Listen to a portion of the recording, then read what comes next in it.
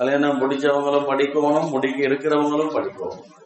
ஏனால் அவ்வளோ அல்லாஹு தாலா குர்ஆன்ல இத பத்தி பேசுறான்.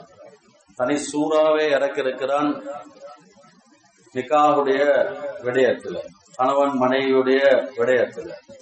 அப்ப அதை நாங்க படிக்காம அடுத்த எங்களோட வாழ்க்கைக்கு நாங்க என்டர் ஆகினோம்னு சொன்னா அவைகளுக்கு அதனுடைய விளக்கம் தெளிவு இல்லாதனால அங்க பிரச்சனை உண்டாகிறதுக்கு அது காரணமாக அமையும். சிலவங்க தலாக்குக்கு ஃபத்வா கேட்கிறாங்க. எப்படின்னா, நான் வைஃப்ட சொல்லிக்கிறேன் இதெல்லாம் செஞ்சு தரணும், அவன் செஞ்சு தாரா இல்ல, நான் தலாக் கொடுக்க போறேன்.